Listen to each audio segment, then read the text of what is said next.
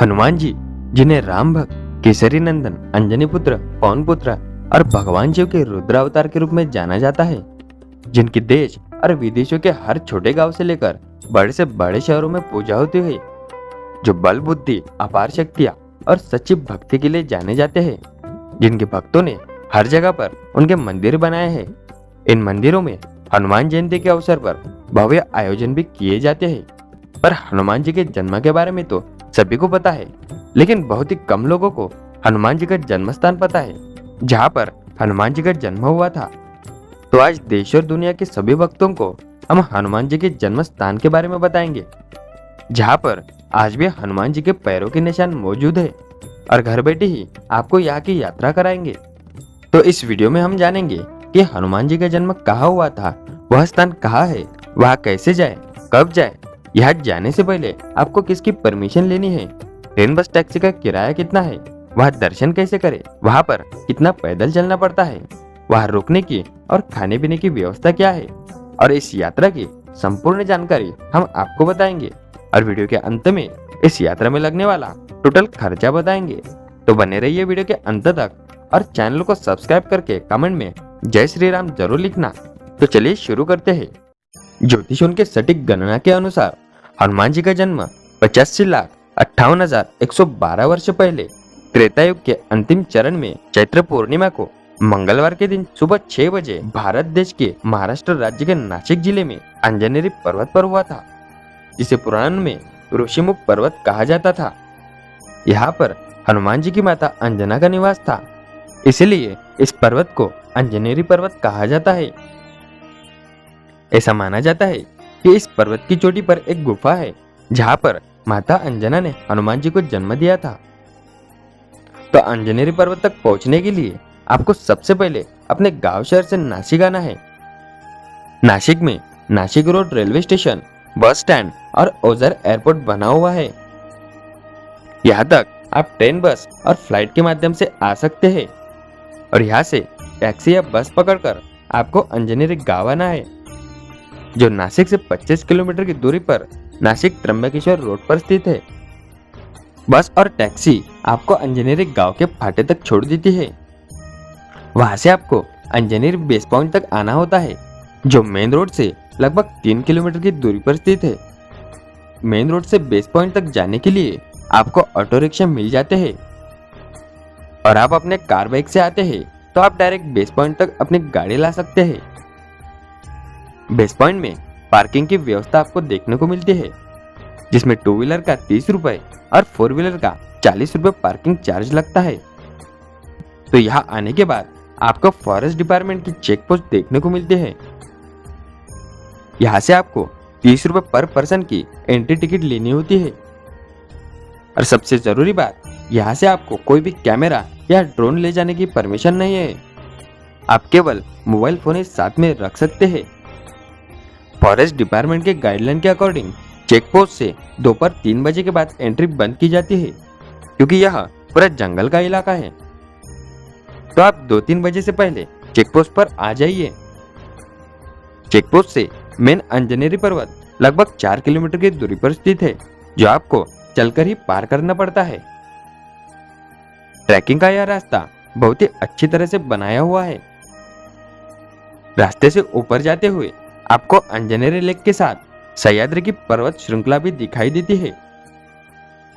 इस पर्वत पर आपको तरह तरह के कलरफुल फ्लावर्स देखने को मिलते हैं। जितना सुंदर यह पर्वत है, उतना ही सुंदर यहाँ का रास्ता है।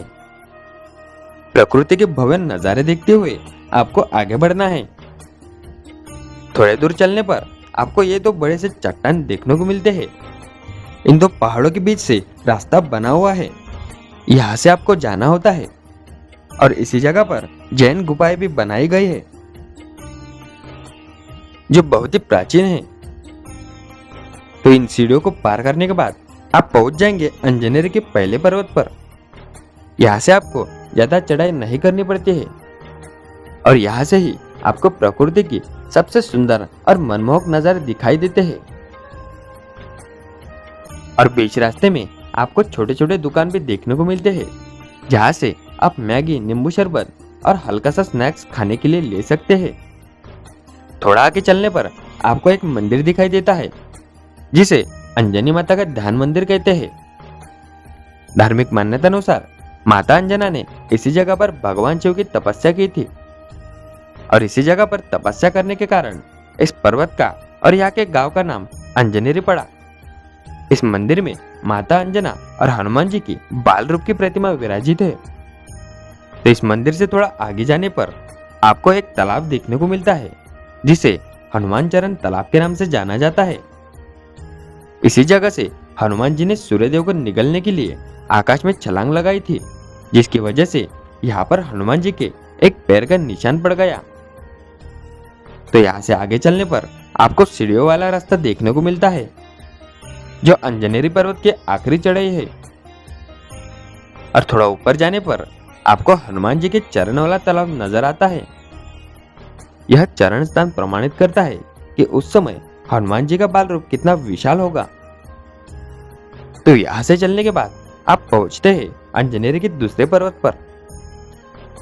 यहाँ पर भी आपको प्रकृति की सबसे मनमोहक सुंदरता दिखाई देती है। और थोड़ा चलने पर आपको एक मंदिर दिखाई देता है जो माता अंजना का ही है। इस मंदिर में माता अंजना के गोद में हनुमान जी की बाल रूप वाली प्रतिमा विराजित है जो आपको कहीं और देखने को नहीं मिलती है। कहते हैं यही वो मंदिर है जहां हनुमान जी का जन्म हुआ था। तो यहाँ के दर्शन करने के बाद अब आपको आना है हनुमान गुफा की ओर। जब आप हनुमान चरण तालाब से सीढ़ियों से ऊपर आते हो, वहीं से हनुमान गुफा के लिए रास्ता बना हुआ है जो जंगल मार्ग से होते हुए जाता है। पुराणों और संत महात्माओं के अनुसार इसी जगह पर माता अंजना ने हनुमान जी को जन्म दिया था और यहीं पर उनका बचपन गुजरा था। इस गुफा में माता अंजना और बाल हनुमान जी की प्रतिमाएं विराजित है। तो यहाँ के दर्शन करने के बाद आप चाहे तो वहां पर थोड़ा बैठकर हनुमान चालीसा का पाठ कर सकते हैं। तो दर्शन करने के बाद आपको वापस चेक पोस्ट पर आना है और वहां से अंजनेरी गांव में आना है। और यहाँ से आप चाहे तो त्र्यंबकेश्वर ज्योतिर्लिंग भी जा सकते हैं जो यहाँ से मात्र 6 किलोमीटर की दूरी पर स्थित है, या फिर आप अपने गांव शहर के लिए वापस जा सकते हैं। तो अब बात करते हैं यहाँ खाने पीने की व्यवस्था की। दोस्तों वैसे तो अंजनेरी गांव में ही छोटे छोटे ढाबे बने हुए हैं जहां आप कम रेट में अच्छे से अच्छा महाराष्ट्रियन खाना खा सकते हैं। और इसके अलावा भी आप त्र्यंबकेश्वर में या वापस नासिक आकर भी खाना खा सकते हैं। अंजनेरी पर्वत की यात्रा आप अंजनेरी गांव से मात्र 2 घंटे में पूरी कर सकते हैं और शाम तक अपने घर लौट सकते हैं। लेकिन फिर भी आपकी यहाँ रहने की इच्छा है तो अंजनेरी गांव में ही आपको बहुत से होम स्टे के ऑप्शन देखने को मिलते हैं। इसके अलावा आप त्र्यंबकेश्वर में भी रुक सकते हैं। यहाँ पर 500 रुपए से 2000 रुपए तक होम स्टे का रेट देखने को मिलता है। और आप नासिक में भी रुक सकते हैं। यहाँ पर भी आपको 600 रुपए से लेकर 2-3 हजार रुपए तक होटल्स और धर्मशाला का किराया देखने को मिलता है। तो आप इस यात्रा में लगने वाले खर्चे की बात करें तो लगभग 3 से 4 हजार रुपए टोटल खर्चा लग सकता है। अभी आप पर डिपेंड करता है कि आप कैसे व्यवस्था लेते हैं, उस हिसाब से बजट कम ज्यादा हो सकता है। तो दोस्तों यहाँ पर हमारी श्री हनुमान जन्मभूमि अंजनेरी पर्वत की यात्रा संपूर्ण होती है। तो आपको यह जानकारी हेल्पफुल लगी हो तो अपने मित्र परिवारजनों के साथ जरूर शेयर करना। हम आपके लिए ऐसे ही नई नई और मिस्टीरियस यात्राओं की वीडियोस लाते रहेंगे। इसके लिए आपको वीडियो को लाइक करके चैनल को सब्सक्राइब करना और नोटिफिकेशन बेल आइकन को क्लिक करके ऑल कर देना और कमेंट में जय हनुमान और हर हर महादेव जरूर लिखना। मिलते हैं ऐसे ही नई यात्रा पर।